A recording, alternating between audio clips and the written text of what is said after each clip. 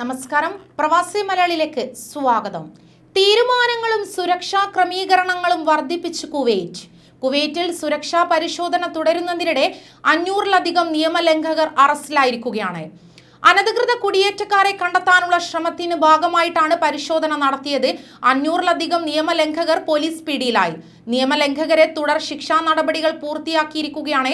അതാത് രാജ്യങ്ങളിലേക്ക് നാട് കടത്തുമെന്ന് സുരക്ഷാ അധികൃതർ വ്യക്തമാക്കിയിരിക്കുന്നു.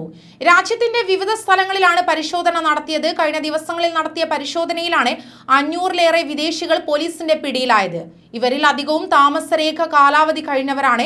സന്ദർശന വിസയിലെത്തി മടങ്ങിപ്പോകാത്തവരും മറ്റു നിരവധി കുറ്റകൃത്യങ്ങളിൽ ഉൾപ്പെട്ടവരുമാണെന്ന് പോലീസ് അധികൃതർ ചൂണ്ടിക്കാണിച്ചിരിക്കുന്നു.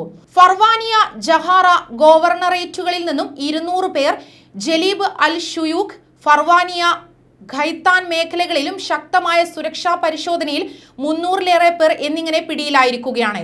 രാജ്യത്ത് തുടരുന്ന നിയമലംഘകരെ പൂർണ്ണമായും കണ്ടെത്തി നാട് കടത്തുന്നതിനാണ് സർക്കാർ ഈ നീക്കം നടത്തുന്നത്. മാനവശേഷി അതോറിറ്റി, പരിസ്ഥിതി അതോറിറ്റി തുടങ്ങി നിരവധി സർക്കാർ സ്ഥാപനങ്ങളുടെ സഹകരണത്തോടെയാണ് പരിശോധന പുരോഗമിക്കുന്നത്. ആഭ്യന്തര മന്ത്രാലയം പൊതുസുരക്ഷാ വിഭാഗം assistant under secretary major general Farraj Al സുബയുടെ നേതൃത്വത്തിലാണ് രാജ്യവ്യാപകമായി അനധികൃതർക്കായുള്ള പരിശോധനാ ക്യാമ്പയിൻ തുടങ്ങിയിരിക്കുന്നത്. ഇനിയുള്ള ദിവസങ്ങൾ സുരക്ഷാ പരിശോധന കർശനമായി തുടരുമെന്നും അധികൃതർ തറപ്പിച്ചു പറഞ്ഞിരിക്കുന്നു. കൂടുതൽ വാർത്തകൾക്കായി ഈ ചാനൽ സബ്സ്ക്രൈബ് ചെയ്യുക.